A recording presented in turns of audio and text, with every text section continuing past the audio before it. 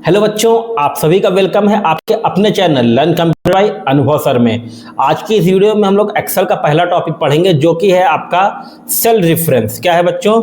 ये है आपका सेल रेफरेंस। ठीक है, तो अब देखिए सेल रेफरेंस क्या होता है। सेल रेफरेंस का मतलब होता है कि जब आप एक सेल से दूसरे सेल को अटैच करते हैं तो उसे हम लोग सेल रेफरेंस बोलते हैं। उसे हम लोग क्या बोलते हैं बच्चों? उसे हम लोग सेल रेफरेंस बोलते हैं। और उसी के अकॉर्डिंग हम अपना पूरा डेटा क्या करते हैं? तैयार करते हैं और फॉर्मूला अप्लाई करते हैं। तो हमारे यहाँ जो टॉपिक है उसका जो डेफिनेशन है वो यहाँ लिखा है। इसको पहले पढ़ते हैं पूरा, फिर इसका प्रैक्टिकल देखेंगे। ठीक है, आइए देखिए यहाँ पे क्या लिखा है। It is the system used to identify and locate individual cells within a worksheet. ठीक है, एक वर्कशीट में किसी सेल को आइडेंटिफाई करना या लोकेट करने को ही हम लोग क्या कहते हैं? ये सेल रेफरेंस। ठीक है, it essentially provide a way to refer to a specific cell or a range of cell when using formula और फंक्शन। जब हम फॉर्मूला और फंक्शन यूज करते हैं तभी हम सेल रेफरेंस का ज्यादा यूज करते हैं ताकि चीजों को क्या कर सकें? एक दूसरे से अटैच कर सकें। ठीक है, अब यहां पे देखिए दो शब्दों का यूज हुआ है, फॉर्मूला का यूज करते हैं हम लोग या फिर फंक्शन का। तो बच्चों ये आपको बता दूं मैं कि फॉर्मूला और फंक्शन में अंतर होता है। ठीक है, फॉर्मूला और फंक्शन में क्या अंतर होता है बच्चों? एक अंतर होता है, वो क्या है वो आपको नीचे यहाँ पे देखिए डेफिनेशन में दिख रहा होगा। फंक्शन क्या होता है? In MS Excel functions are predefined formula that perform specific calculation automatically making complex task simple by taking input. ठीक है, अब यहाँ पे क्या कह रहा है कि एक्सेल में जो फंक्शन है बच्चों वो प्री डिफाइंड फॉर्मूला है। इसका मतलब है कि वो फॉर्मूला पहले से एक्सेल में है। ठीक है, किसी पर्टिकुलर कैलकुलेशन को करने के लिए, ताकि जो कॉम्प्लेक्स जटिल टास्क हैं उसको हम आसानी से क्या कर सके? पूरा कर सके इनपुट लेके आर्ग्यूमेंट के through and returning result starting with equal sign followed by the function name and argument in parenthesis. अब ये क्या है? कह रहा है कि ये जो फंक्शन होते हैं बच्चों ये प्री डिफाइन होते हैं, पहले से एक्सेल में मौजूद होते हैं। हमें सिर्फ इक्वल टू के साथ उसका नाम लिखना है और पैरेंथेसिस के साथ उसको सॉल्व कर देना है। अभी मैं आपको ये प्रैक्टिकल पूरा करके दिखाऊंगा कि क्या फंक्शन है आपका और कहाँ पे आपका फॉर्मूला है। ठीक है, अब फॉर्मूले के बारे में क्या लिखा है?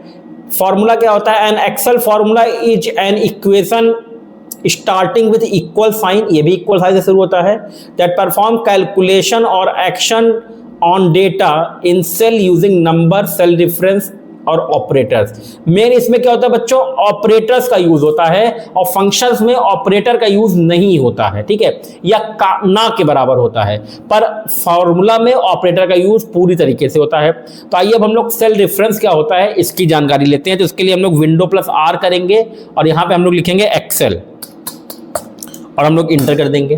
ठीक है, जैसे आप इंटर करेंगे यहाँ पे ये एक्सेल की फाइल खुल जाएगी और हम यहाँ पे क्या कर देंगे? टिक कर देंगे, क्लिक कर लेंगे, ये ओपन हो जाएगा। ठीक है, अब आपको बच्चों ये पता है कि ये सारी चीजें क्या है? आपकी सेल है।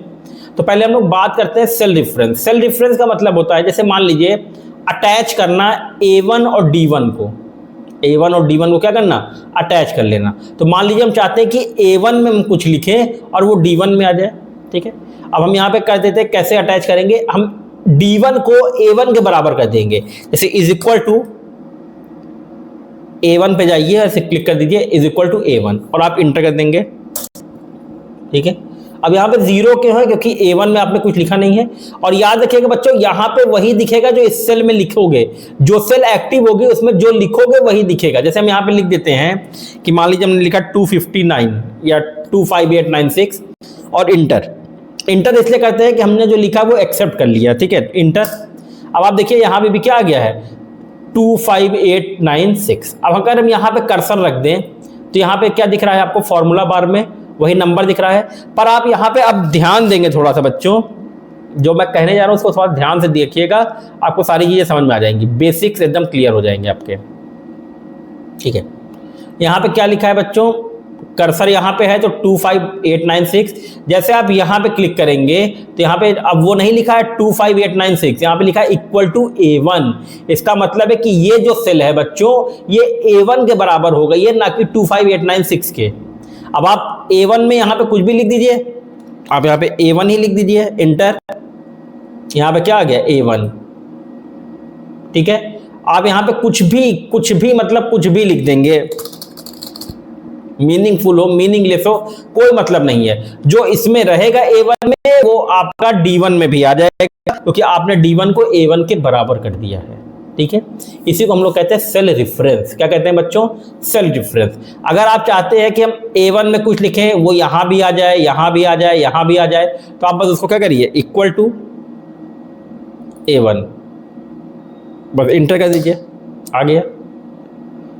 ठीक है, हम चाहते हैं कि हम यहाँ पे C4 में कुछ लिखें, वो F1 में आ जाए, तो जहां पे आपको फॉर्मूला लगाना है वहीं पे काम करेंगे। हमने कहा C4 में लिखे तो F1 में आ जाए, तो आप F1 में फॉर्मूला लगाएंगे, जहां पे रिजल्ट चाहिए वहीं पे आप फॉर्मूला लगाएंगे। आप C4 में फॉर्मूला नहीं लगाएंगे, क्योंकि C4 is a question cell, not the answer cell. F1 is answer cell. अब इज इक्वल टू C4। आप लिख भी सकते हैं, आपको लिखना हो तो आप लिख भी दीजिए C4, इंटर। अब C4 में कुछ लिख दो, वहां पे आ जाएगा।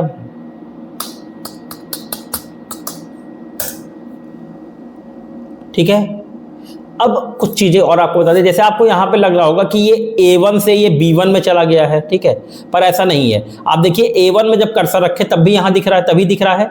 जैसे आप B1 में रखेंगे, ये ब्लैंक है।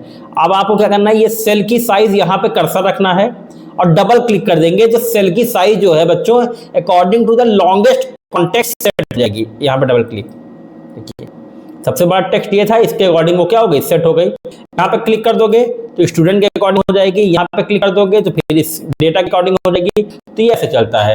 तो बस आपको यहाँ ऊपर डबल क्लिक करना है और आपका जो डेटा है बच्चों वो सॉरी आपकी जो सेल की साइज है वो अकॉर्डिंग टू लॉन्गेस्ट डेटा, तो सबसे बड़ा डेटा होगा उसके अकॉर्डिंग हो जाएगी। अगर आप इससे बड़ा डेटा यहाँ लिख देंगे ना, ठीक है, और आप एडजस्ट करेंगे तो वो इससे बड़े वाले सेल डेटा के अकॉर्डिंग हो जाएगी। ठीक है, क्योंकि फिर अब ये बड़ा डेटा नहीं रहा, अब ये बड़ा डेटा हो गया है। ठीक है, तो इसके अकॉर्डिंग हो गई है।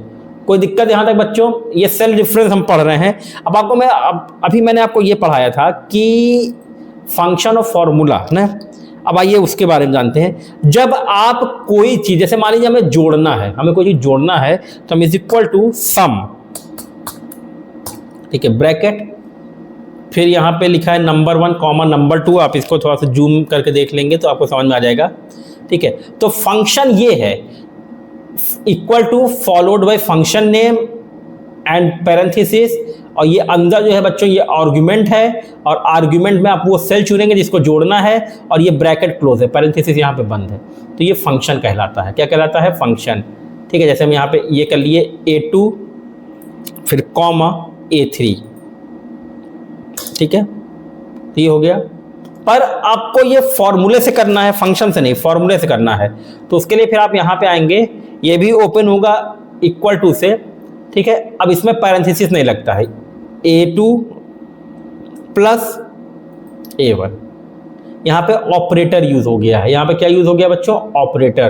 तो जहाँ पे ये ऐसे ऑपरेटर यूज होते हैं इन्हें हम लोग फॉर्मूला बोलते हैं। और जहाँ पे ऑपरेटर का यूज ना के बराबर है, एक प्री डिफाइंड आपको डेटा दिया हुआ है। ठीक है, ये देखिए,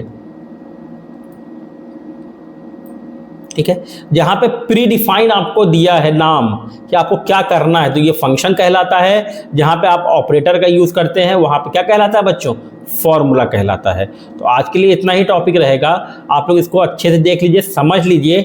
अगली वीडियो में हम लोग पढ़ेंगे रिलेटिव सेल डिफरेंस। ठीक है, कि रिलेटिव सेल डिफरेंस क्या होता है। ऐसे हम लोग धीरे धीरे, बहुत बड़ी वीडियो नहीं बनाऊंगा, एक दिन में एक टॉपिक, छोटा टॉपिक कवर करेंगे। आप लोग इसको कर लीजिए, प्रैक्टिस कर लीजिए। किसी को कोई भी दिक्कत हो तो आप हमारे इस नंबर पे 9473940013 इस पर आप मैसेज कर सकते हैं। व्हाट्सएप पे, टेलीग्राम पे, हमारे इंस्टाग्राम चैनल को भी आप फॉलो कर लीजिए। उस पर भी आपको धीरे जल्दी शॉर्ट्स मिलना शुरू हो जाएंगे।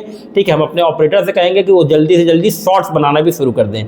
ठीक है, इतना जरूर पढ़ लेंगे। आज के लिए इतना ही है। हमारे साथ जुड़े रहने के लिए बहुत बहुत धन्यवाद।